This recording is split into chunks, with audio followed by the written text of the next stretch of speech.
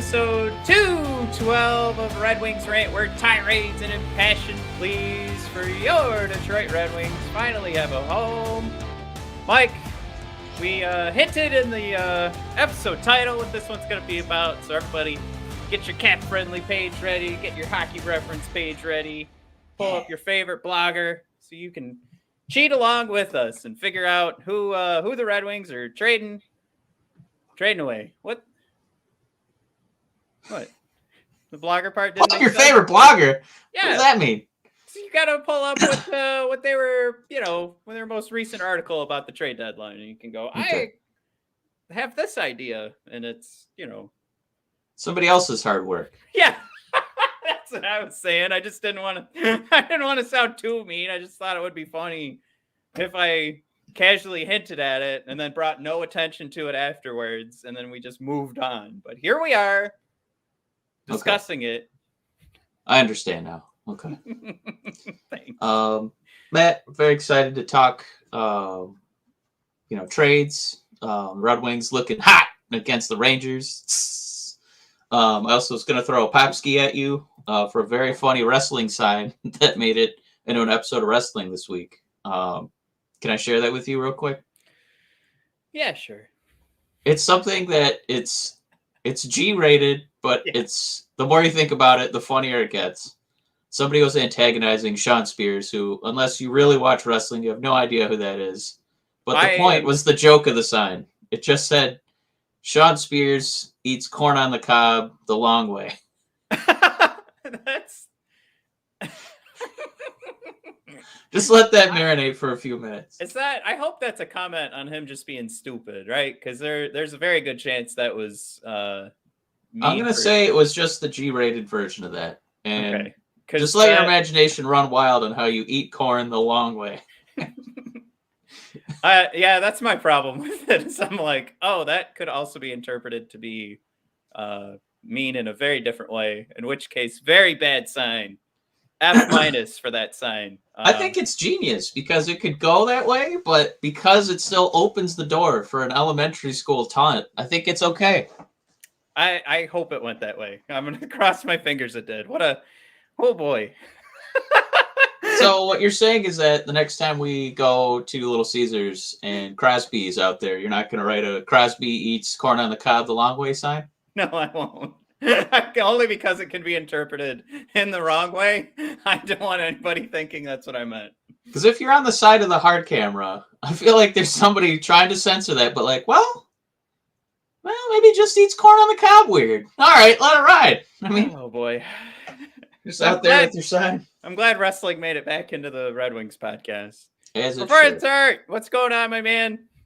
Performance art. Also weigh in on eating corn on the cob the long way. Please, God, don't. I want to get away from this so bad. Okay. It's just such a weird thing, and I can't get it out of my brain. Yes, I agree. Like the fun way of thinking of it is fun. Just picture him going like, oh. I'm not going to think of the other possibilities. It's a great way to call someone stupid, I think. But yeah. All right. Mike, hockey happened once this week, and we got to wait a whole week for our next hockey. But it was good hockey. It was a good hockey. The hockey was gooded. We did steal one away. I'm going to say steal one because the expected goals, it was 3.24 for the Rangers and 2.16 for our good old pals, the Detroit Red Wings. But we still walked away from the shootout with a 3-2 win. Mike, I made mention before we started recording. Yes. I was going to pat myself on the back. As you do every episode, Matt. What's the difference? I called the win because you said clearly this is a Rangers loss. And I was like, well, let me fight you back on that. The only thing is, if we all recall why I said we were going to win, it was because we had like a smidgen better performance from a 5-on-5 expected goals perspective. And of course, we didn't win for that reason. We won.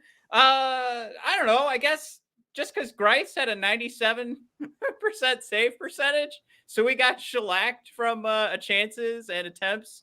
Again, perspective, because I can't think of another word right now. Matt's only had one mug of coffee and he had 2 donuts. So the sugar is You need a counterbalance with some more brown liquid. Yeah. But yeah, I mean, you could definitely say we stole one from the Rangers. I have no problem with that. What was the? I think the steal verbiage is in your brain because of that amazing from behind steal attack that Larkin had. Was that on Panarin? Yeah. I have seen the excuses on that. I did want to pull that up. We have another. I don't want to hear queued up. excuses. Who had excuses? The excuses better have been from at Panarin because I don't want to hear it. Let me see if I can find this real quick. Because the conversation we wanted to have today was expanding where our heads are at for Dylan Larkin. Oh, Sam's here. Sam, good morning. Hey, good morning, Sam. Yeah, let me give me a sec here because I told you, Mike, I have like 1,000 tabs queued up. Oh, we just talked about, obviously we won, and we want to just kind of touch a little bit more on Larkin and as his contributions. Woo! Whoops. Continue to pile up here. Just this beautiful play was a microcosm of what his season has been, where he's making goal-saving plays. In addition to suddenly being in the top 15, 14, 13 in scoring in the whole NHL. But yeah, an amazing play to attack from behind here.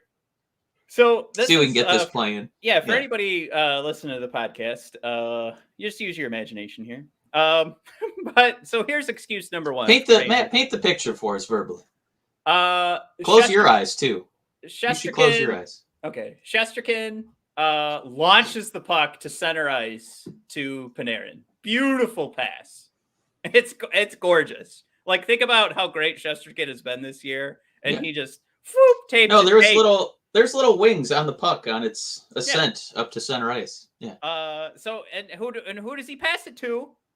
Arguably the best forward on the New York Rangers. Definitely not Lafreniere. Oh boy, getting 60 minutes to watch him. Matt Lafreniere and a first for Lucas Raymond. Who says no? Oh man, I'm staying away from. Yeah, absolutely. Steve Yzerman says no. All right, continue. All right. You were painting the picture. Yeah. So this is where we're at right now. So Panarin's got the puck. I would say he's looking at where the circles are in this replay. He's about 30% deep into the Red Wing zone. Let's put a number on it just so you can still paint that picture at home. Now, this is so. Mike, you're gonna get mad at me. This is gonna be like the Tayshaun Prince block on Reggie Miller. Like, it is that. Clearly it's not in the Eastern Conference Finals when Tayshaun. Right? Was that the conference finals, or was that? That was the conference finals. 2004, yes. Right? Yeah. So we're not at that level of pressure, but this is one of those things where when you showed Tayshaun Prince's highlight reel for his career, if you didn't include that, you're a big dum-dum. Dylan probably has. I mean, he saves the game here with this because it is Panarin. And despite Greiss having a great game, it's still Greiss back there. So it clearly could have gone in a different direction. But this is beautiful because he also could have accidentally knocked this in with how aggressive he played it. And he still was completely focused on the puck all the way. But somebody pointed this out. Like, the way that he comes at Panarin right here with the stick out front causes Panarin to make this move, which Larkin wanted to have happen, which is where this idea of like, oh my God, this guy's a defensive genius comes into play. Pulls Panarin's stick back. Panarin is now just completely out of the play. It's Larkin's puck at this point. And Larkin should have shot and scored. It looks like he's ready to, right? Now it looks like Panarin's trying to stop Dylan in this freeze frame. Yeah. But rolling forward here, this is all about Larkin. Like, oh no, oh God, don't go now. And I think he falls on his tuchus. It looks like he's about to. Yeah. All right. Well, that's where the replay stops. All right. So this is a beautiful play. Ken Kell tweeted at us after we shared this video. Favorite play of the night. Blashill said, "This is the play that we won on." Mike, I tweeted out Larkin showing a lot of heart on this play. And now I we spelled heart understand why we're bringing incorrectly. this up. Because we want Matt's tweet to go even further than it already has. I swear that's not what I was doing. Yeah, Larkin did great, but did you see my tweet? Yeah, did you guys see it? 15,000 views. That's incredible. I'm sorry, 16,000. Most of them met as he counted the favorites. Mike, we got responses from Ken Kell, Jeff Merrick. That's about it, but made my Still day. pretty good. Yep. Thanks, Dylan Larkin, for letting me screenshot your awesome play. That's how this anyway, works. Yeah. The point of me bringing up the heart thing wasn't to pat myself on the back, as Mike loves to think. We're going to keep going with this Dylan Larkin conversation, Mike. I spelled heart incorrectly. I spelled it H-A-R-T. Dylan is now on a 7-game point streak, 14 points in these last 7 games, 6 goals, 8 assists. Of course, he cleaned up Danny the Kaiser's mess to also get a goal against the Rangers, which is another funny one to dissect, Mike. I don't know if you want to go through that replay in a second, but we can decide if Danny was trying to get the puck to Dylan, or if this was more like Dylan, he's just so on it. He's like, all right, Danny shoot the puck. He's going to miss the net. It's coming over here. I got it. Goal. But we'll look at that in a second. But Mike, I raised the question, Hart, because it's not only this right now. I mean, we've got a top 10 goal scorer, top 20 in points, and he's doing plays like this. Now, some people responded to the tweet. And of course, there's quite a bit of hyperbole tied into the showing a lot of heart. And of course, for anybody who didn't catch on to the joke, I spelled heart H-A-R-T in reference to the Hart Trophy, MVP in the NHL for the year. Okay. He didn't lock him into the sharpshooter a la Bret Hart. That's okay. Right. Another wrestling reference number 2 for you, man. But go ahead. I do have a quick shout out because we have Brad and Craig joined us. Hey, what's going on, Craig? Brad thrown out there. He saw the title of the episode. He sees we're talking about Dylan Larkin. So he's saying, of course, he's jumping midway into the conversation of Larkin being expendable, correct? Absolutely, Brad. That's where we're going with this. Just kidding. Craig thrown out there again, proving to be a number 1 center, which, of course, I tried to say last week, and I chose the worst possible way to say it. I don't know if you remember that, Mike. Kept me up at night. Anyways. Everybody's thinking about it. For the last 7 days, everyone's like, man, can you imagine what Matt's thinking right now? He's probably just tossing and turning in bed. All right. Can I finish? Let me finish one of these thoughts. We've been waiting for you to do that for ages, man. Go ahead. Well, I wanted to say hi to the good folks at home. I know. I like to rib you constantly. So go ahead. Performance art thrown out there. Larkin's playing at an elite level. Actually, to that point, that's where I fucked up because I was trying to say last time that he is beyond elite and he's at franchise level. And then I started talking about how he wasn't I'm doing it again. Why am I doing it? I'll shut up. I'm going to shut up. Here we go. Hart Trophy. Hyperbole. Of course. Mike, the guy who wins the Selke, plays great defense, also gets a lot of points. This is what I wanted. I threw in the notes. Is that the hardware we have to cross our fingers and hope for Dylan? Because that was always like for Pavel Datsyuk. Like we could always see the MVP caliber play, but he was never going to win it because he just doesn't lead the league in points. Now, I made mention of Dylan being a top 20 goal scorer, or I'm sorry, top 10 in goals, top 20 in points. He's got a few extra games on some folks too, so that might, by the end of the season, not work itself out unless Dylan just keeps this point streak going for the rest of the year. But, it is one of those things. If we're just completely honest, it's very tough for you to win the Hart Trophy if you're not leading in points or goals or at least in the top 3. Mm-hmm. So, again, tying a lot of hyperbole there. Mike, is the Selke the highest we can dream here for Dylan? And we're not even looking at Dylan's like best defensive season. We're looking at a very good offensive season for Dylan, and one that we're looking at him and saying the two-way game that he combines into having this high level of offensive production is where he becomes our Detroit Red Wings MVP. But yeah, is it just something where we have to cross our fingers and hope that people kind of do one of these while they're voting? For people listening on the podcast, I'm covering my eyes, but they're voting for Dylan Larkin because there isn't really another way to give him. You can't. He's going to get Hart Trophy votes, right?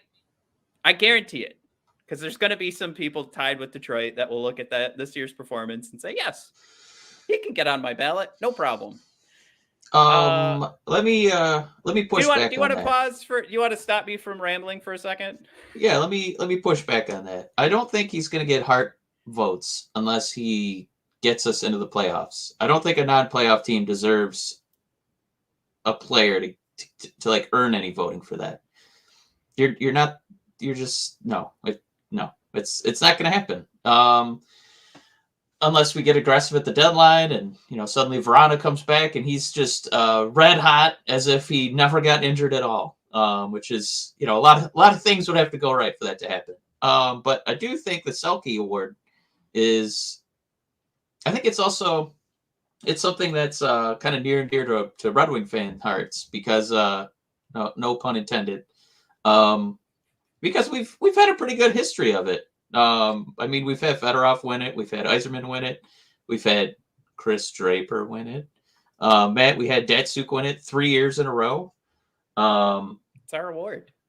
It's just weird because the definition of it's about somebody who plays really good defense, but they end up giving it to people. Yeah, well, you got to score too, and it's like, well, that's not really the definition of the trophy, but that's how Datsuk. Kessler, Bergeron on the Bruins, Taves on the Blackhawks. It's guys who also scored pretty heavily. When Kessler was winning it, he was scoring. No. Yeah, not anymore. This is 2011 Kessler. Let me add that caveat. Yeah, we don't worry about him anymore. There was a few years where scoring didn't matter. Like when Draper won. But like Yzerman and Fedorov winning it, I think that kind of indicates what they're looking for when they give that award out. So it kind of feels like, to compare it to wrestling, this is the Intercontinental Championship, right? Wow. Where you're the effort guy. We're the effort guy. You're the effort guy in the company. And, as long as Larkin, we know that offensively he's having, a career year for him compared to his peers in the league. I'm listening. He's getting in that top 10. And if there's more defensive plays like this feels like one with the right kind of, and this is what it usually takes, with the right kind of articles from local news and a few athletic articles, he could easily win this Selke this year, or at least medal in the voting. Yeah, again, it's so weird too that we have to throw a caveat on there where it's like, well, the defensive numbers aren't even that amazing, but it does feel like the Selke has turned into like a different kind of award. Performance art throws out there, Mike. Oh, you know what? Real quick for Brad there, it is at BOD Hockey. We're messaging the folks who decided, in the last year to create a Red Wings Rant Twitter account where they have no followers. That was really nice of them. So we're trying to get that one. But for the time being, we're going to stick with the Brothers of Discussion tagging and keep it at BOD Hockey on Twitter. We'll make the big announcement if we can ever snag Red Wings. If we ever acquire the rights. Yeah. The person doesn't even respond to messages. So it's like, all right, what are we doing here? Can I ask Twitter to shut it down? Anyway, performance art threw out there, though. I think a Hart Trophy can be won outside of the top three. Take a shit team. Let's see, let's cross off some boxes here. And make the playoffs. In the top 10, you get some serious consideration. So, Mike. Playoffs is an absolute necessity, though. Yeah, could we? So here's what I'm doing here. The last I checked, Boston had lost a couple. Oh no, they beat Ottawa last night. So never mind. I was going to say they were sliding, but they're no. Back. I think they're 8 points up with 2 games in hand. You are correct, sir. But that's still kind of a slide, because it was. I think we had like 4 games in hand, and there were like 10 points. So we're catching up. And of course, they're having some goaltender troubles, especially with Rask hanging it up with another injury. And they did. I mean, we don't want to get too deep into Boston's situation, but we could say goaltender troubles pile up. There's, it's possible, I guess. I mean, we have another game against Colorado coming up sometime in the next couple of weeks. We have a hockey game again. And I mean, those are the types of games that we'd need to win for us to actually be in that conversation. But Mike, what I was bringing up, I still think it's a long shot. But if Dylan and the Detroit Red Wings end up in that last wild card spot, wow, a lot of things would have went wrong in Boston. Let me tell you. They already have. They're already going wrong. Goaltender Rask he's retired. He's done.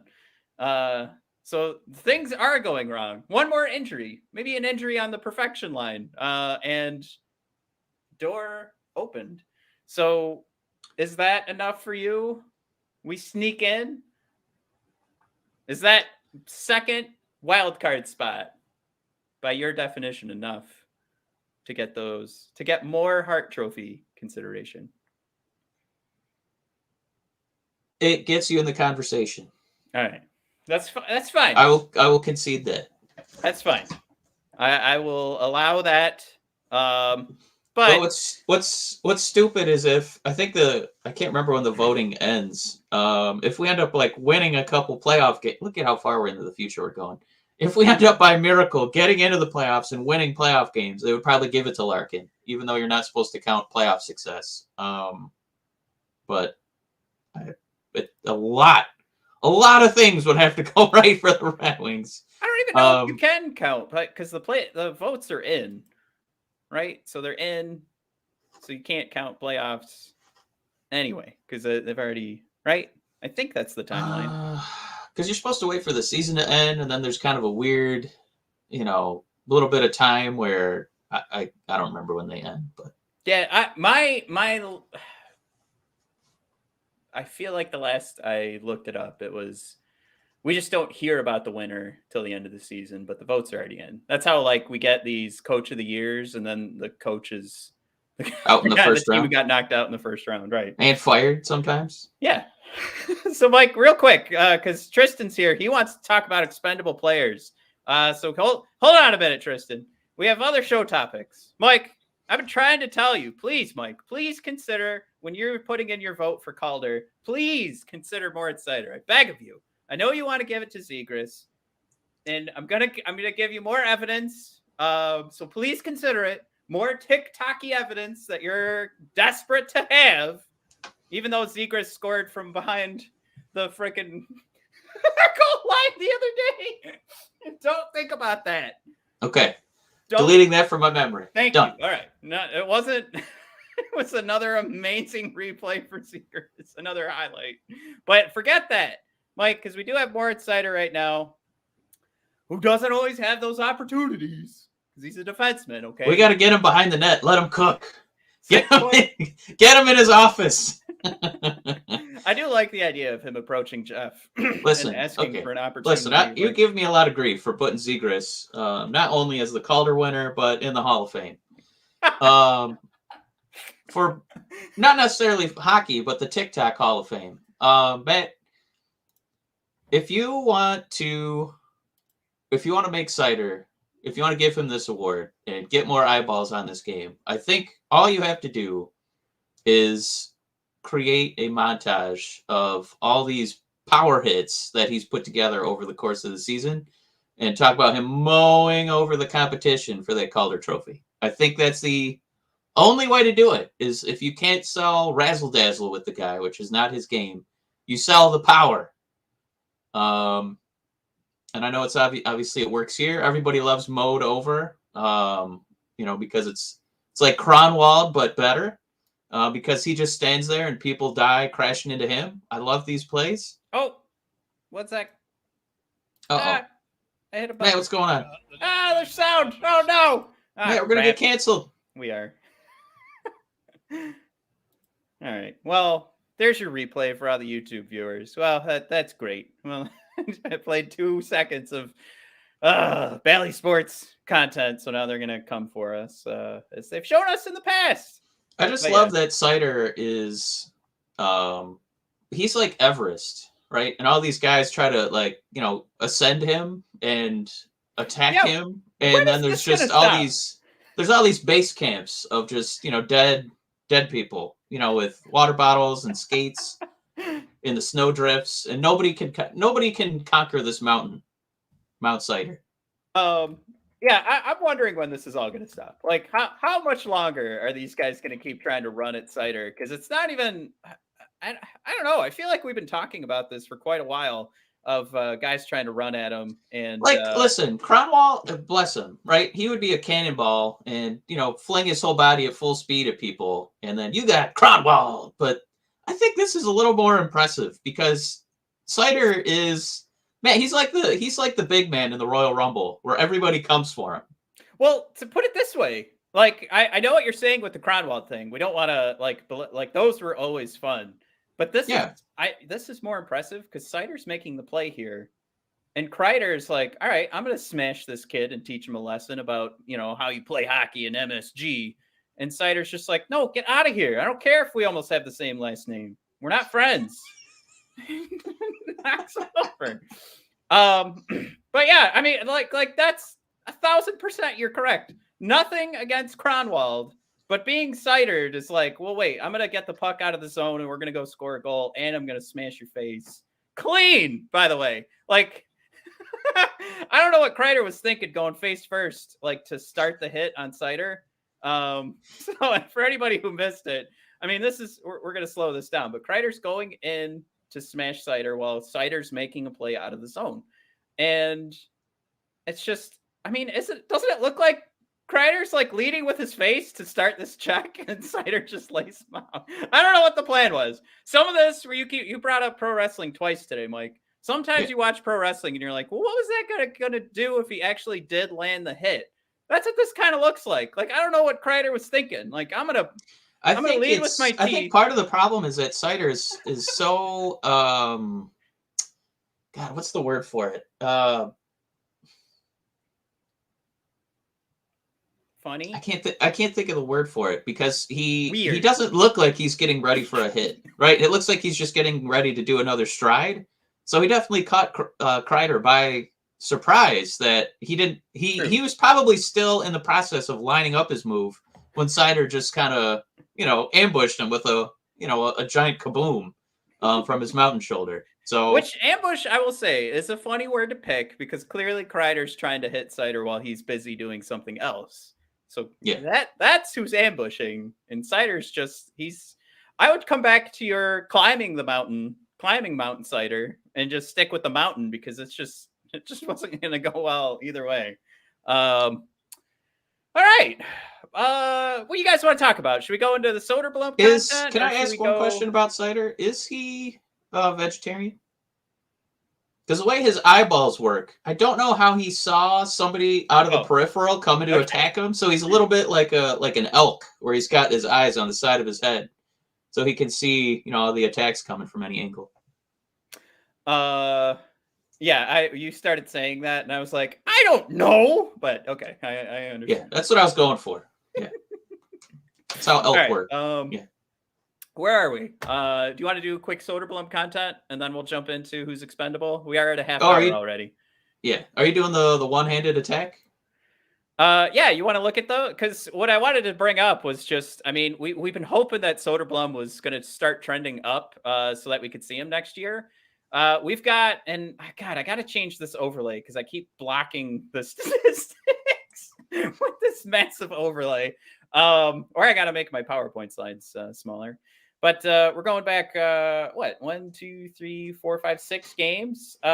He's got 5 points in 6 games, 3 goals. He scored another one yesterday off. Beautiful pass from Edvinsson, Mike. That's just normal, though. The Edvinsson amazing plays. That's just what happens.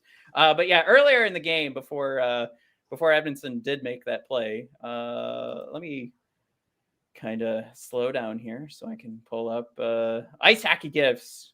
If you guys are all following them, I don't need to tell you to go follow Ice Hockey Gifts. But let me share this. Soderblom gets the puck at center ice and just move, like, just one arms all these little kids that he's playing with. Now, I will challenge, Mike, the excitement here. I am over the moon excited for Soderblom. Yeah. Not many guys, obviously, will come up to the height of 6'8", and just humanity, right? Right. I don't want to be too impressed by this because these guys are smaller in the SHL than they are in the NHL. So I think that it's really fun to watch, but that we do have to kind of take it with a grain of salt. Like, be excited about it, but also, there's like, what's the word I'm looking for? There's some variables to consider when getting excited about that. So, but what you can also get excited about, though, because this is the stuff I'm over the moon with, is here's Edmondson throwing it up to Soderblom. One-man show from there. Whips it into the net. I mean, he's 6'8", Mike, and the way he skates into the zone, just no problem. He knows he's going to outplay who's ever playing. I'm sorry. I don't know the defenders playing in the SHL. So we're going to be generic here. And we're just going to say guys playing Soderblom. But we do know Edmondson has the puck here, throws it up ice, and wow, what a terrible way for me to fast forward through that replay. But this is the part that I think is most important, because this carrying the puck into the zone and finding his own space using the body. And it wasn't just about it wasn't about him just overpowering because he has that size advantage. It was him. It was all about position, right? Booty in the way he adjusted his legs, used his arms to make that space between him and the defender. So using the length of the arms and that we can kind of take out of the equation, like, oh, well, he's just massive. So his strength over these little guys is what's going to help him score goals. Because again, I think strength is going to be an issue when he gets to the NHL. He won't just be able to overpower guys because he's got to put some more beef on that 6'8" frame. So when he's making these plays and using this height to just create space with it being about him positioning and sticking the right way. And of course he's using some of that weight. I'm not saying he's not using any of it, but this is more about him skating well into the zone and him stick handling, which I think is going to be huge for them making that decision for him coming from the SHL and probably making a stop in the AHL and then coming to Detroit and seeing how that works. So a little bit of a point streak here. We're seeing some major strides, both literally and wait, what's the other way we say things? Figuratively, yeah. No, it's just an interesting evolution, right? Yeah. Because I think you're seeing it in a lot of sports now where, you could say for football at the Super Bowl, like Aaron Donald being, a super athletic guy for his size. NBA players, if you're a center, it's not enough to be big. You got to be skilled. So it's kind of cool that, in the Ken Holland era, we used to focus more. I'm going to throw his name under the bus, but you guys know what I'm talking about when I say it. It's like the Yuri Hoodler era where, was a skilled guy, but he was small, right? And he would get pushed around. And, he'd have some regular season success, but it didn't feel like we had that extra oomph in the playoffs, and we would get, bullied and out-muscled. So now Yzerman just kind of like pursuing all these huge human beings, not necessarily just for the sake of them being huge, but like Seider, like Edmondson, evidently like Soderblom, skilled, huge human beings. This was a Ken Holland pick, I think. Matthew, challenge me on that. Sorry, let me make sure. I thought Soderblom was Yzerman. I'll backtrack all of this. Retire from this sport. All right, guys, it's a solo podcast going forward. I apologize. 2019. There we go. Bingo, bango. Never mind. Yeah, I'm back. Woo! Yeah, Matt was wrong. Woo! Matt, you have to retire. Oh, yeah. All right. Shit. All right, I'm sorry. So I get to call you a funny word from now on. You're dingle dangle from now on. Okay, I'm fine with that. But yeah, you know what I'm getting at? Like these. Yeah. Yzerman keeps drafting these huge, skilled players. In a couple of years, my God, if these guys pan out, the Red Wings are going to be a gigantic team. And the smallest guy on our squad is going to be Larkin. Well, Lucas. My apologies, Lucas Raymond. Yeah. All right. We got the Soderblom stuff out of the way. That's always fun. I just like being excited about our prospects, and it's different when you get to see the size turn into some major skill. And we were watching Soderblom right in the World Juniors. That was 2 World Juniors ago, and we were like, "Whoa, look at him stick handle!" But then we also had to remember he's playing against little kids, and he's 3 times the size of any player he was going up against. It just wasn't fair. But this is him playing in the SHL. I know. I would just be so tickled to see when he, like starts playing over here, in Grand Rapids, and eventually maybe the Red Wings, because the scuttlebutt is always, his stride is too long, he'll never be able to keep up. Yeah, but his range is crazy long. Like his radius to get around with his stick. How are you going to get by that? I'm fascinated to see if it pans out for him. Well, Mike, it is time for us to move into the topic of the show, as I've stolen before from Kind of Funny, our tots. Topic of Scott's tots. Yeah, I don't know what that is, but we'll continue. Now, there's a ton of conversation going on about who we're getting rid of, and there's some fisticuffs, Mike, in the chat. Oh man, I love it. What do we got? I'm trying to scroll back here to when Tristan first threw his hat in the ring. This was 16 minutes ago.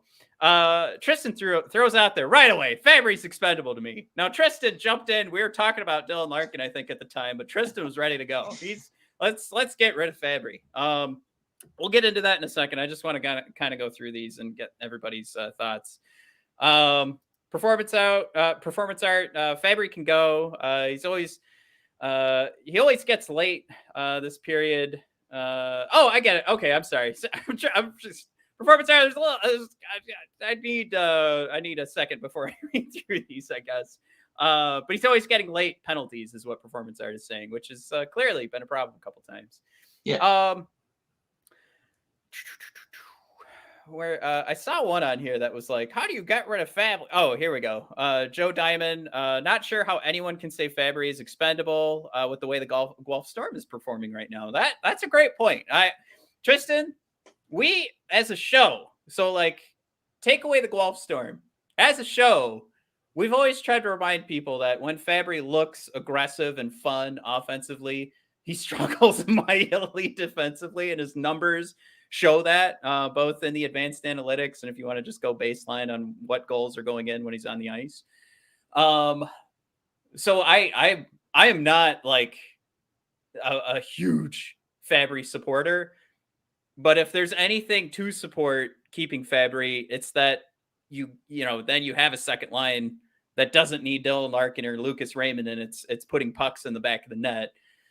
So the Fabry defensive numbers haven't necessarily improved from an advanced analytics perspective, but it is nice to have some confusion from the opponent on, what are we going to do about 2 lines that can actually score?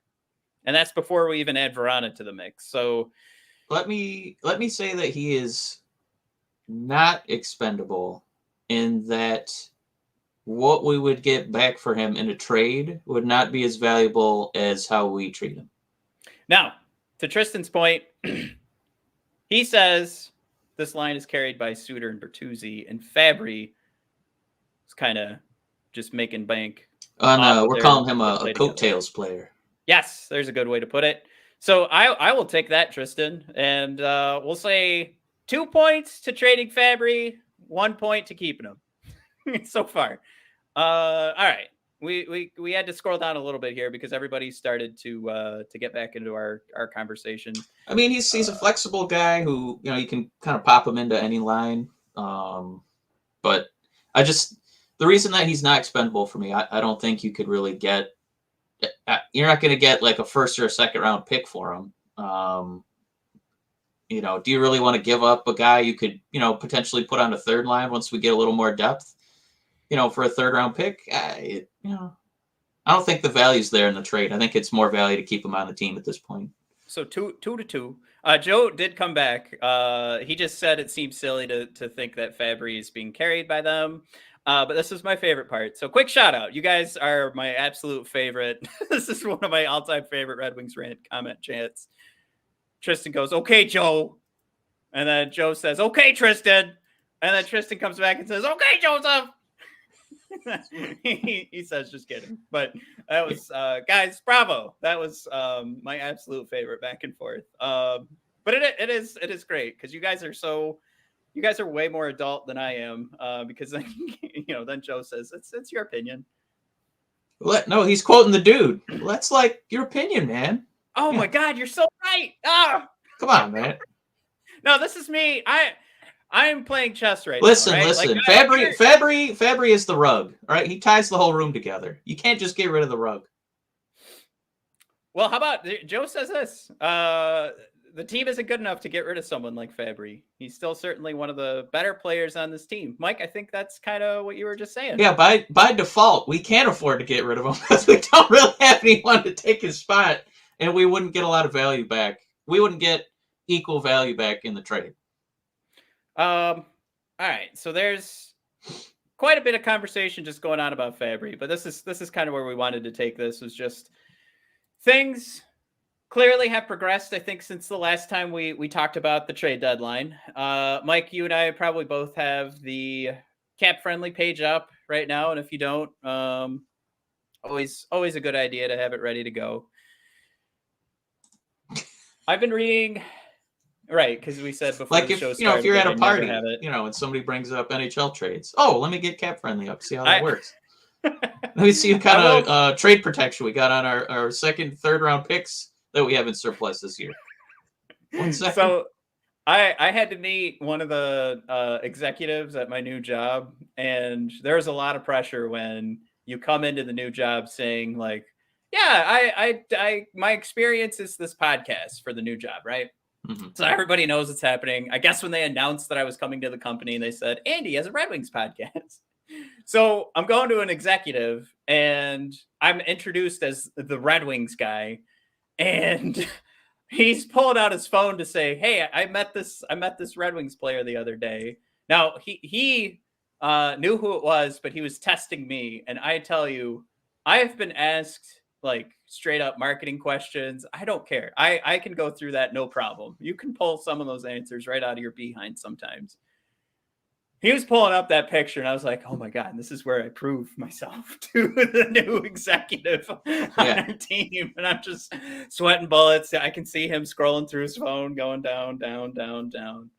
And then it actually wasn't a picture of him. It was a picture of this player and his wife. And oh my God, thank God it was Michael Rasmussen, because he's got a very Rasmussen face. Like it's clearly Michael Rasmussen. He pulls it up and I'm like, oh, cool. You met Rasmussen. He's like, that's it. You got it. But yeah, there's a lot of pressure that comes with going out there. Good thing you didn't get more, I don't know, more rare than that. I don't know. My brain is failing me right now. I can't think of any of the words that I want to say. It is possible I just bored you to death with that story, so that it could be it. No, I could feel a few wrinkles in my brain smoothing out, so that's the real problem. That's the real problem. Yeah. Whew. Mike, hit me. We're talking expendable players here. Yeah. Fabry, final line from Red Wings Rant. Are we saying yes or no? Is that what we're getting at? Because I'm going to say no, because we're not going to get the value there. Do we want to rank them? Who's most expendable? Or let's do least expendable. Let's go that route, right? Jesus, are we going through 25 players, Matt? It's quick. Dylan Larkin, right? Lucas Raymond, Moritz Seider. We're good. Oh, okay. Yeah, they're not expendable. Okay, I can do that. Give me another name. Give me another one. Nedeljkovic. Expendable. Oh, all right. No, I'm kidding. Man, we can't get rid of him. He's our rookie of the year, maybe. Yeah, I know. I'm saying we're going from least expendable to expendable. So I'm. Jesus, this is way too many players, man. I thought you had it narrowed down to like 5. What are we doing the whole roster for? No, we're not trading Nedeljkovic. Huh? I thought that was the game we were playing.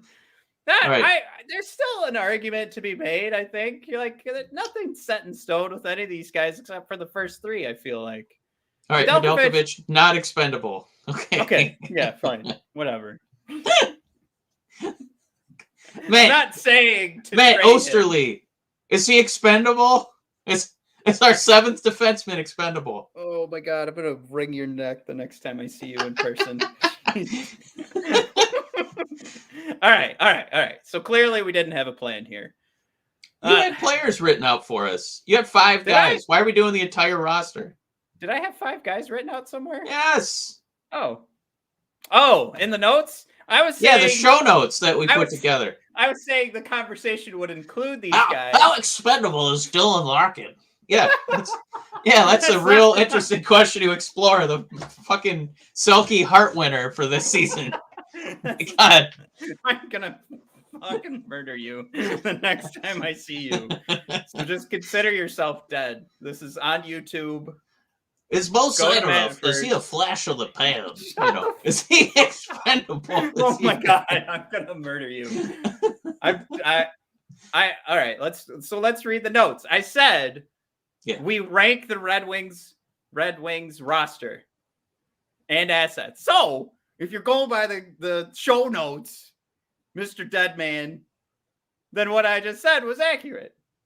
And I said including Tyler Bertuzzi, Marc Staal. Okay, but clearly Mike doesn't have the time for me to say there's 4 players who not only are. You just asked me if Larkin was expendable. I didn't ask. I labeled him as not expendable. It's not an ad. Oh my God, I'm gonna.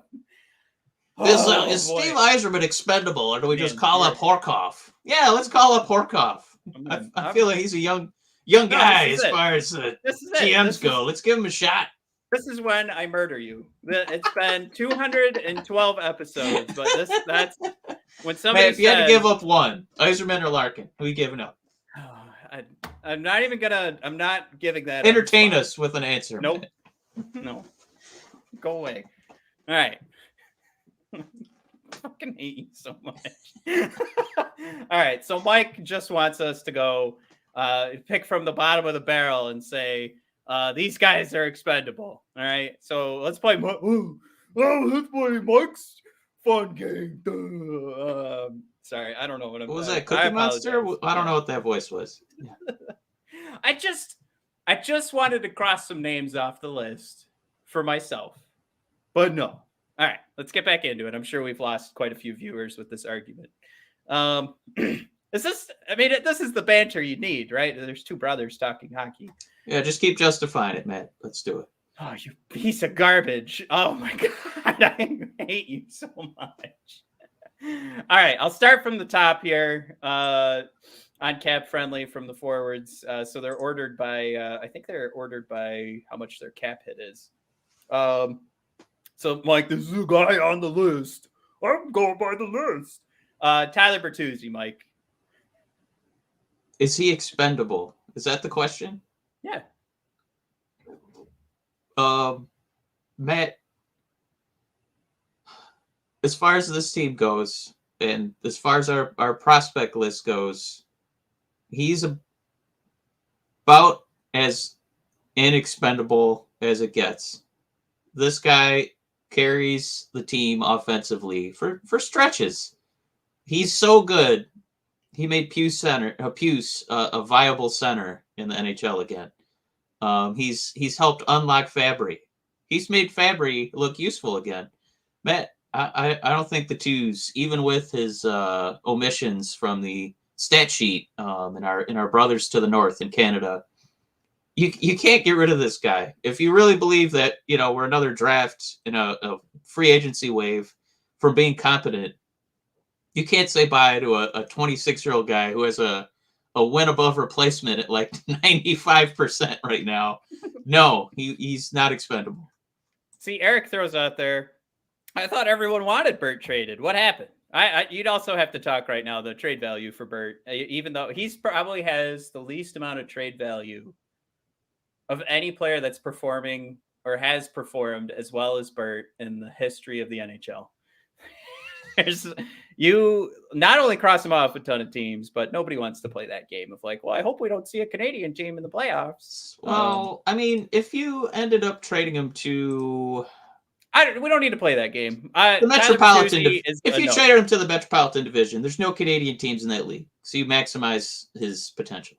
You could still see a wild card team, right? There's still not. Okay. Anyway, where were we? All right, moving down. We're going to stick with the second line. We already did Fabry. I think we're saying no is our official stance. Unless, I don't know. What do we say here? What if the trade is too good? Like, I don't need to hang on to Robbie Fabry. But if there was like somebody, for some reason, was like targeting guys that had 3 years left so that they had a longer asset. And when I say some guy, I mean some team. Oh, no, he's got 4 years left. So, yeah, we have 4 years on Fabry's contract. 3? Mm-hmm. What? He's got this season, and then you get club control for 3 years. Yeah, so that's this year. 1 year would be this year. You see that works? Well, I mean, if you traded for him, you get him this year. If he had a contract next season, you'd say you get him this year plus a season. So look at Mike. This is the day that you're dead. But look at the chart on Cap Friendly. It says years remaining. Looks like 2021, 2022, which is this season. Yeah. And then 2022, 2023, 2023, no, you're losing. 2024. No, you already lost the argument. Because 1 year remaining means you're a UFA this summer. So I hope somebody's enjoying this fight today because it's the last one that happens. Because I'm coming over today and you're dead. I'm fucking hate you so much today right now. He's got 3 more years. Okay, go ahead. He has 3 more plus the one. Oh my God, shut up. We're not doing this. We're talking. All right, just continue, Matt. We got like 45 players to go through. I don't know why we're doing it this way, but go ahead. We've already contributed. We're doing it. We've committed. Well, don't look up. Oh, here's all the teams we could possibly trade Tyler to. All right. So what are we saying? Robbie Fabry. I'm saying we're keeping him. No, the trade has to be and well, let's put it this way. If it's an Anthony Mantha level trade, I'd say yes, but that's not coming. So it's a no. He's expendable, that his skill level and ceiling are at a point where you would trade him, but you're not going to get the value that the Red Wings put in him. So he's not expendable. So I'm going to define an Anthony Mantha level trade is that you're getting a good replacement player and a draft pick, right? Oof. Okay. Yeah. Yeah, that's what right. You got Verana and you got a draft pick, and maybe you got to take on an older asset and take on some cash. But I'm just saying that's how we're going to define it. Yeah. So I would still say, we're looking at Larkin, Seider, and Lucas Raymond. You get the Anthony Mantha level contract. I'm still saying no. But for Fabry, I'd say yes. Suter, Mike, expendable. In the year of our Lord 2022, absolutely not expendable. We have no centers on this team. We have no centers in the minors.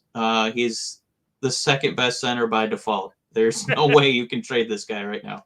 Unless you want to move Berggren, since he used to play center a long time ago. All right, you're right. This is going to take a while.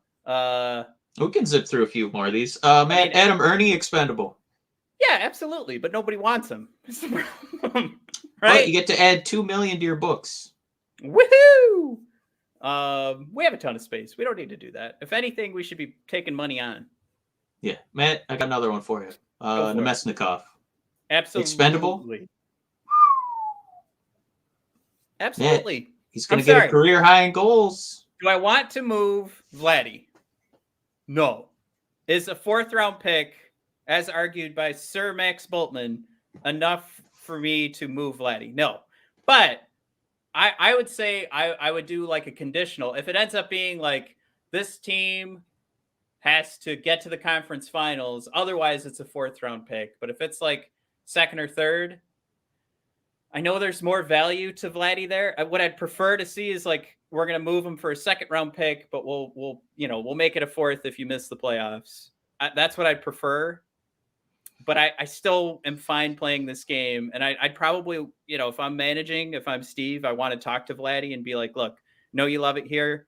I think it's best for you and it helps out the club. You can go try and win a Stanley Cup. We can get a draft pick and we can bring you back in the off season kind of thing.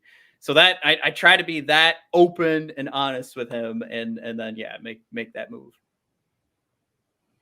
Yeah, I mean, it'd be nice if he would.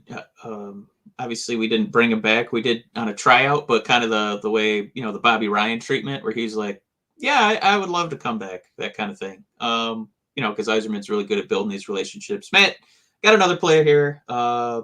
He takes pictures with CEOs' wives, Mr. Michael Rasmussen.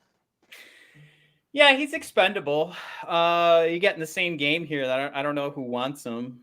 We've got him inked.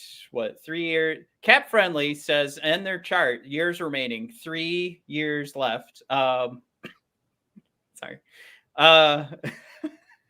This year for Mike, it's this year plus 2 years. But yeah, he's expendable. I would challenge to say who would, who wants him.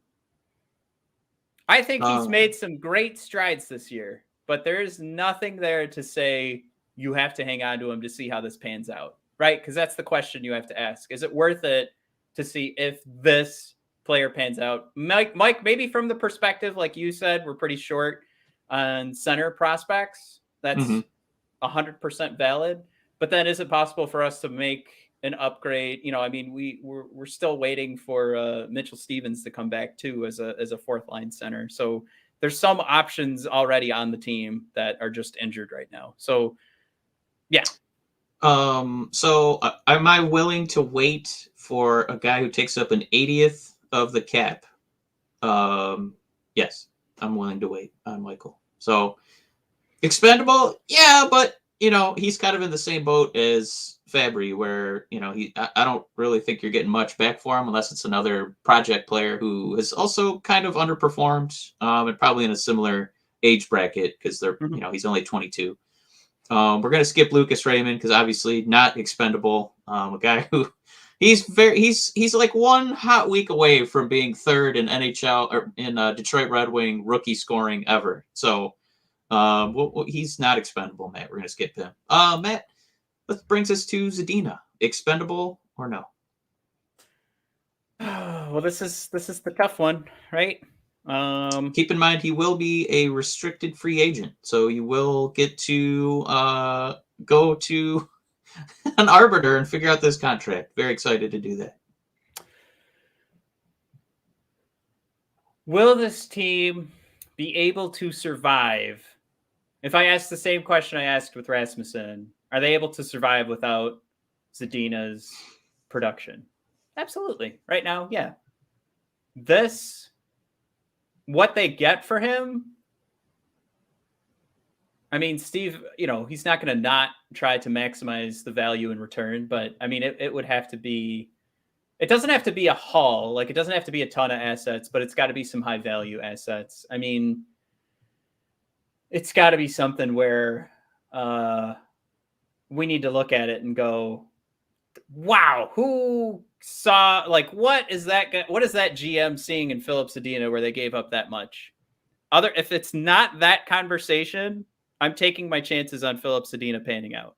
Does that make sense? It does. Okay. I think that he is.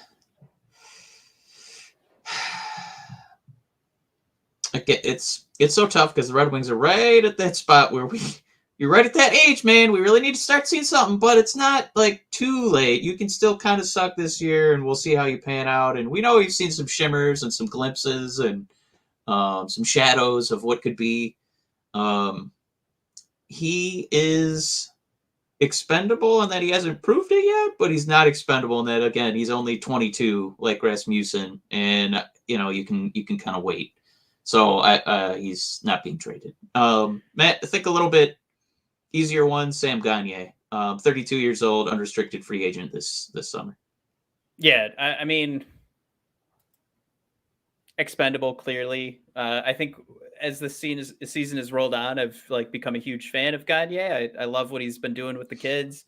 I love the way he talks to Joe Veleno, like when they had Veleno mic'd up. And first thing Gagne said after Veleno missed an open net was, "Don't worry about it. You're going to get the next one." Like, it's that is like, didn't even hesitate. Like, that's one of those where, you want, I'm going to be like a 90s comedian here, but your wife says, "How do I look?" And you can't hesitate for a second. You got to immediately say, "Oh my God, you look amazing. You look beautiful."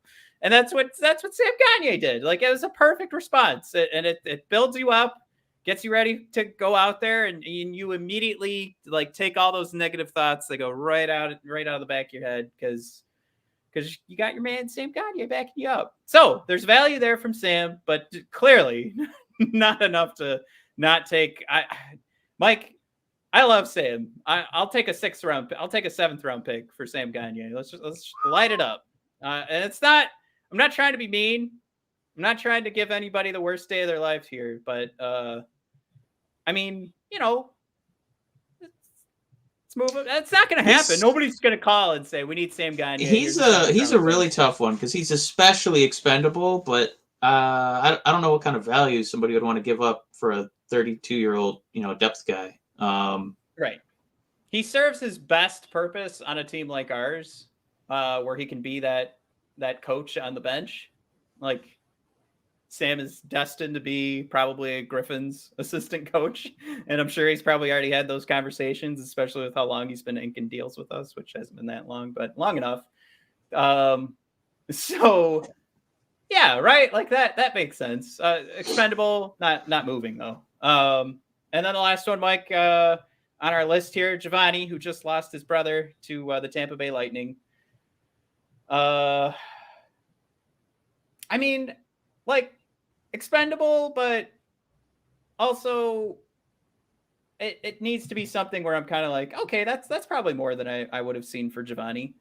Because I want to keep him a part of this franchise. I think he's a great asset, and he's never going to lead the team in points, so we don't even have to worry about having that conversation of looking up his advanced analytics and taking a look at chances on net. But we know what he's bringing to the team. I mean, there's a force, there's some power here that you can put in there. And maybe it's not about having a guy who's going to play 82 games, but when you need him, he's there. So again, Giovanni is expendable, but I would want this one to be one of those where I'm like, wow, I would not have expected that to come back for Giovanni. Yeah, I'm on board with you there. Let's knock out a few more easy ones. Obviously, going to the defenseman, Moritz Seider, not expendable. Maybe the defenseman of a generation. Filip Zadina, maybe that one's a little bit muddier, but 4.4 million. You get him for 2 more years after this season. Expendable. I mean, I know we got some defensive prospects, but I think he's going to be a pretty important part of this team's top 4 going forward. Can I put expendable on there for Hronek? By the way, Sam throws out there Giovanni's shot is underrated, which is a great point from Sam. I think the right side seems to be shoring up better than either. Hronek has shown that he can struggle if he's on the first pair, second pair, or the third pair. He hasn't really shown me that he is, going to be worthy of that next huge, lengthy contract. You know what I mean? Like, I mean, he's 24 now, so then you get that big pay increase on the next one. What does he have? 3 years left? So yeah, 27. I haven't seen anything to say he's worth that. I think people look at the time he's put in. They look at how he's like climbing the charts for like points. But I think a lot of that has to do with the time on ice and when he plays, as opposed to it just being about Hronek's talent bringing points to the Red Wings. So I would say expendable to the point where I'd have some lengthier conversations about what we could bring over, considering we'd be giving up an asset that's signed for 3 years. And when that contract's up, I think he's an RFA, right? If I'm mistaken, I apologize, but yeah, he's an RFA then. Yeah, that's one. You're looking at this defensive group, and Moritz Seider and Lindstrom. I honestly, there's your number 1 right side defenseman. There's your number 2 right side defenseman. So now we're having a conversation about a $4 million third pair defenseman. He's gone in my book. How dare you? Stetcher also right side defenseman. I think a lot of people have penned him as like the easy, like, oh well, he can't even get on the ice every game because we have Hronek, Lindstrom, and and who else? And Seider. So I would just challenge everyone to start having that conversation internally of, what are we really giving up by having Hronek off the ice and having Stetcher on there? We haven't seen enough to say Stetcher is better than Hronek, but I haven't seen enough from Hronek to say he absolutely has to stick on this team. So, all right. That's all of our right side defensemen. So left side, we talked about early in the season. They can all go. Like we've been saying that for a while. Mike, is it still true? Nick Leddy, Danny DeKeyser, Marc Staal, Jordan Osterley. Now they can't all go, obviously. So we're gonna have to order them in like, who are you? How do we want to do this? Because nobody wants Danny DeKeyser. That's $5 million. We're gonna have to eat that contract if he's moving. Yeah, I mean, Leddy, DeKeyser.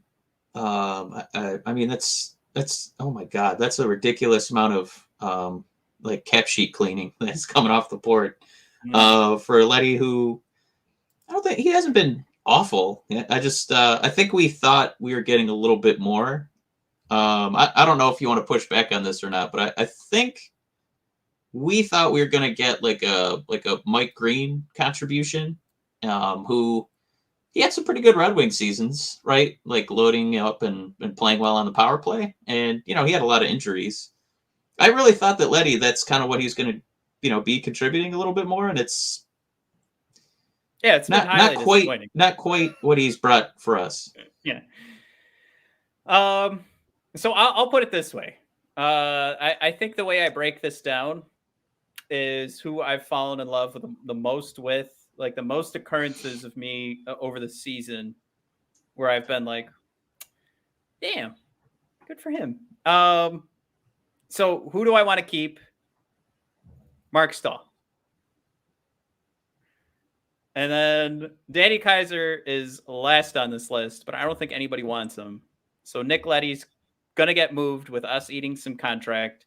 And it'll probably be what we were describing earlier of like, Steve's going to try and get that second round pick back that we lost. I believe that was a second round pick, right? That we traded to pick up Nick. Yeah. He's going to try and get that back, and we'll put conditions on it that if this results in nothing, then, we'll make it a 4th round pick or a 3rd round pick or something like that. Or we'll go back a year to 2023 draft. So I would go hard on this year, throw the conditions on it, try and get as much as you can for Nick Leddy. This is something too, Mike, you probably want to, it's tough, right? Like, do you want to try and move Nick Leddy as fast as possible? Like what maximizes value, or is Leddy the last left side defenseman to get traded? Like, it's like, well, this is all that's left.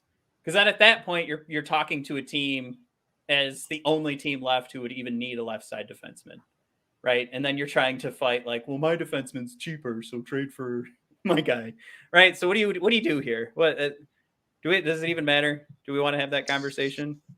Maybe in the middle. You don't want to be the first defenseman to go, but if Nick Leddy is one of the last guys left, I feel like we're fighting to move him, and then in that case, we're just keeping him. Well, the weird thing is, like, with the word expendable, it's like, can the Red Wings be okay getting rid of him, right? Yeah.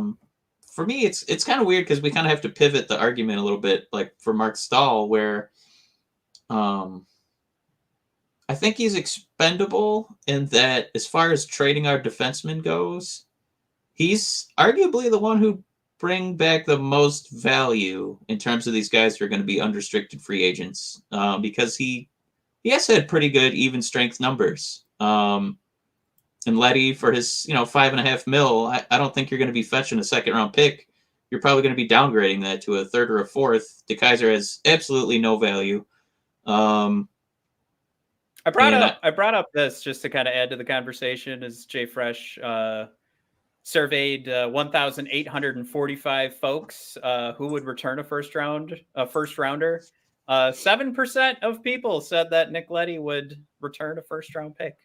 Now, it's a very low number, but if 7% of 1,845 people are thinking it, there's a GM that can be fooled by Steve Yzerman as well.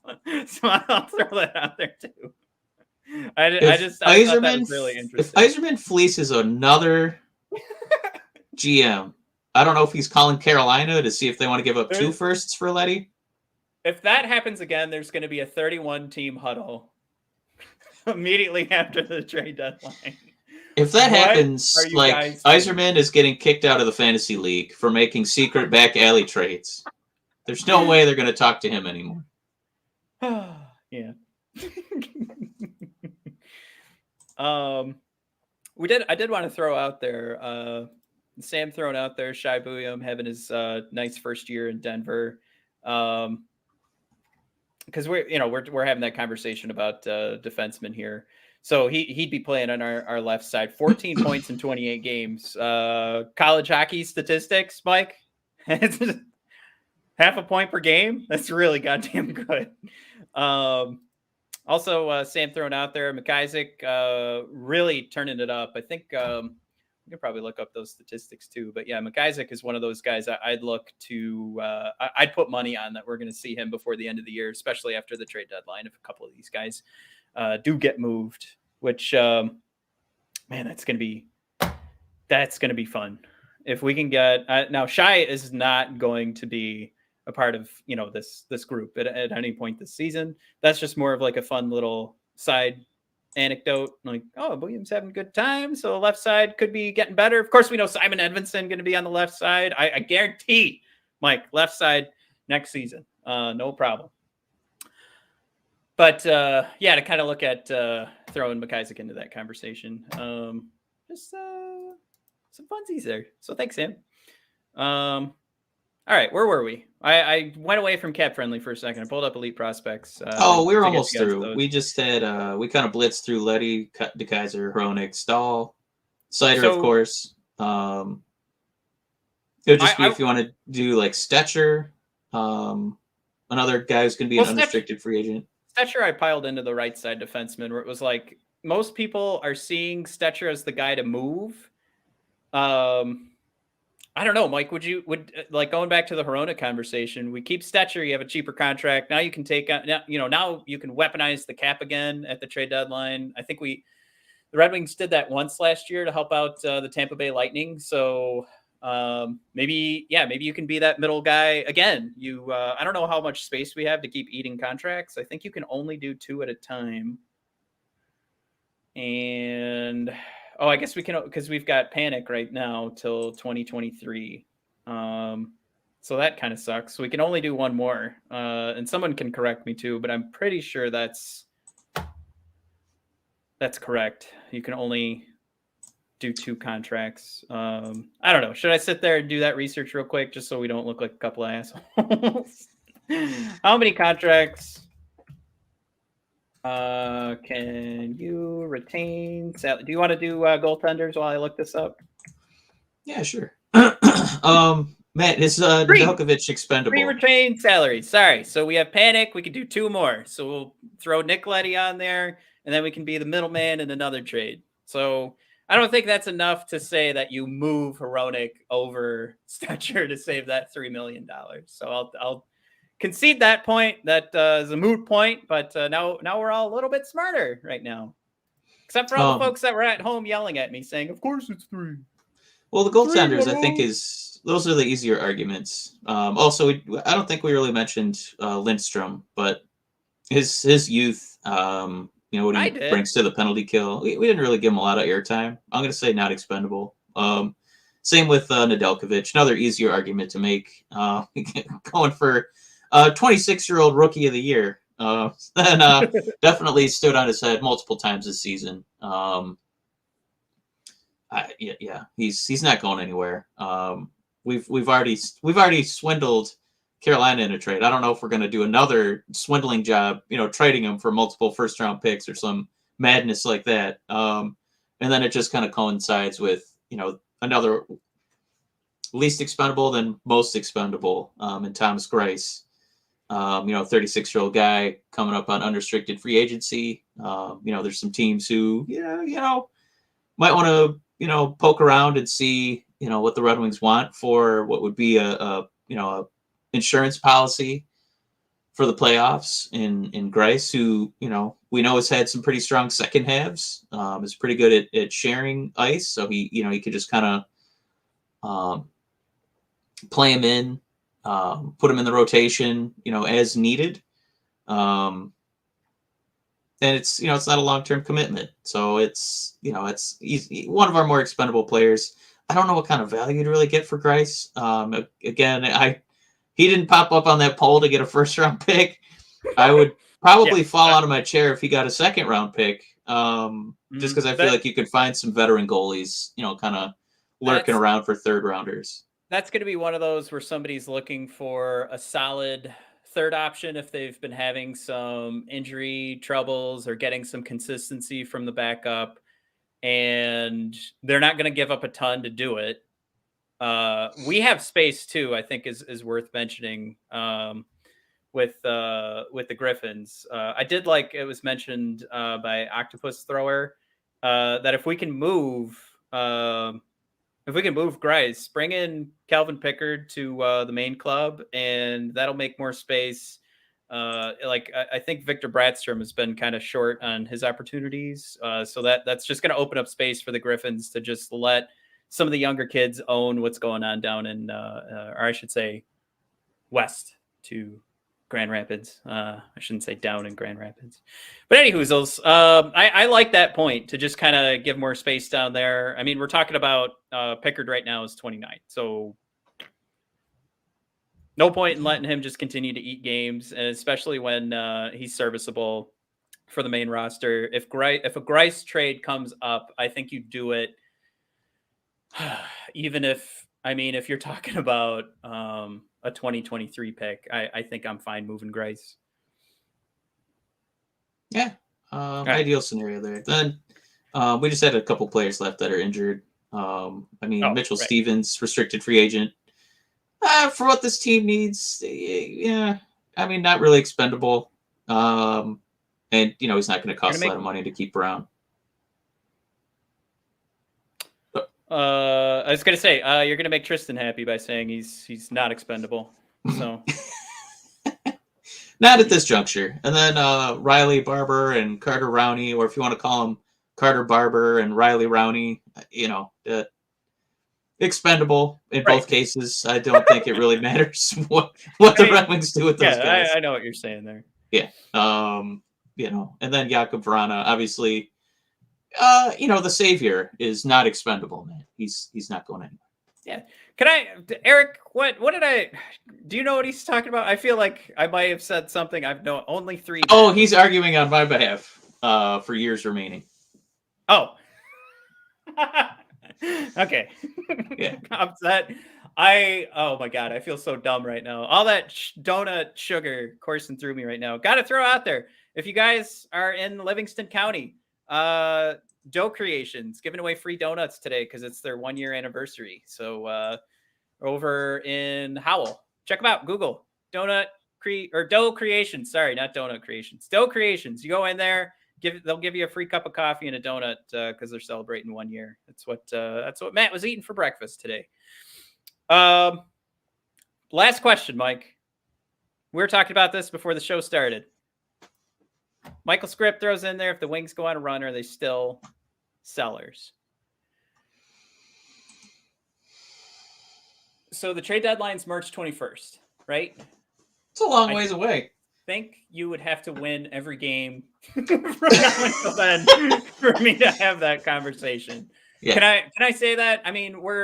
Should we count up how many games there are and just kind of put a number on it? On all right, there's 12 games or however, we're talking more than a month right now because it's February 20th as we're speaking. Arguably more than a month. Right on the button, if you want to say that. So a month of hockey, how many games would you need to win for us Would it be no? Maybe that's not the right question. Would you want to be like 2 points out from Boston? Why did I just say Boston? Is that is that because it was? I don't know. Would you want to be like 2 points out, or do you need to be like 4 points ahead of Boston? Let's say that. 4 points ahead? Let's say we're 4. Is that even possible? Yeah, that's possible. We're going to March 21st. Boston has lost 15 in a row. We're in the second wild card spot. We're 4 points ahead of Boston or something. Whatever's been going on. Doesn't matter what we do. I think it matters more how far ahead we are of Boston. I'm going to say this.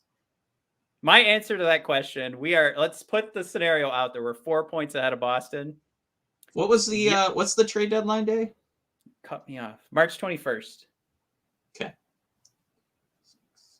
Let me just. We have Google. This is an NHL trade deadline. You can just type it in, just like that. So we have 11 games. We have 11 games left. We are 8 points it's only back. 11? Yeah. Wow. Holy mackerel. Go ahead. Sorry. You have 11 games to make up 8 points, and Boston still has 2 games in hand. You are getting Vrana, so you're kind of getting a trade deadline acquisition, right? A hot pickup. But man, it's not a lot of time, and you have exactly 0 games against Boston coming up. Oh, you have 1 game. You have 1 game in April 5th. All right, so what I was going to say is even in that unlikely scenario that we're 4 points up, right? That's pretty much us winning every game, them losing everything, kind of going in that direction. I'm still a seller.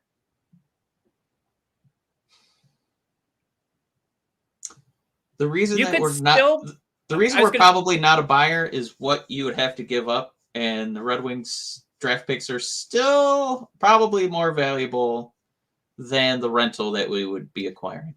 That is a great point.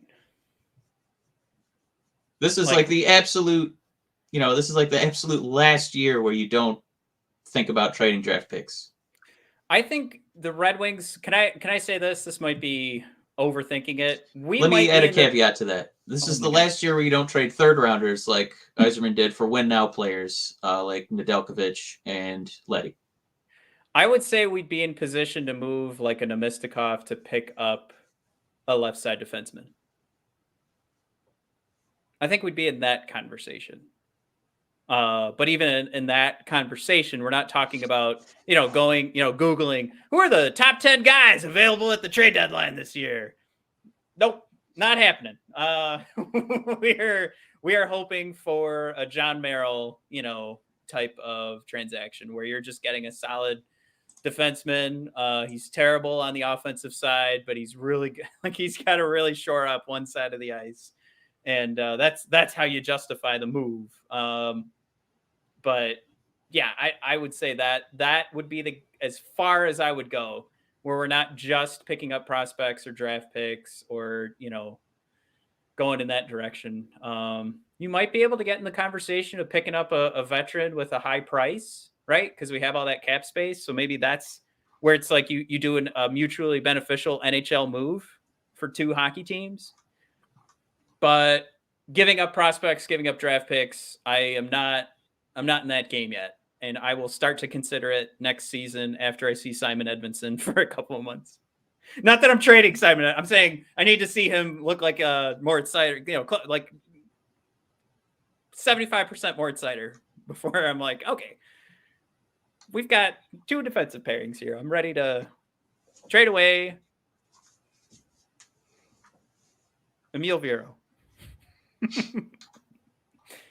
That was one thing I saw. I pointed out an article to you, Mike. I didn't understand the trading away of Emil Vero that was mentioned, and now I think it's starting to gain some ground. I don't get it. I think none of those guys are at that point where I'm like, I got to figure out how to move this guy to bring in a veteran. I don't know. Yeah, I don't know. Anyways, that's where I'm at. Craig, Sell, bring the kids up. For all we know, we're going to be even better because it's not like you're going to get rid of a Nick Leddy and be like, oh, where are we going to get those 4 points from? Just get rid of them and see what the kids can do. That's a great point. Yeah. All right. Brad, we managed to push this one to an hour and a half, by the way. Yeah, don't forget about Columbus. Yeah, sorry about that, Mike. All right. Everybody, can you hit that like button if you guys are still listening? Really appreciate it. Also, you guys can review us on Apple Podcasts and Spotify. You can give us, I think, a score at least on Spotify. But yeah, those ratings do us a world of good. Every time we get one, our listenership on the podcast it like doubles. So I would love it if a couple of you guys went on there. Spotify or Apple Podcasts and did some reviews or scores for us. It means the world. And of course, if you're new to the show, if you could subscribe. I hope you guys had fun listening to us threaten to murder each other as brothers love to do. And I think we're going to sail off into the sunset. Oh, right. We have our shop page, too. We've got the hashtag Save Us Verona shirt and all your Red Wings Rant gear. All right. Oh, quick shout out. Anthony on Twitter, who did a Reddit poll and a Twitter poll, showed us. He went back to the conversation of, do you do the Russian 5 banner? That was I think he got thousands of returns on these polls. So thank you, Anthony, for giving us the shout out. Huge win for yes from Reddit and Twitter. Woo. Your 3 options were yes, no, and I'm conflicted.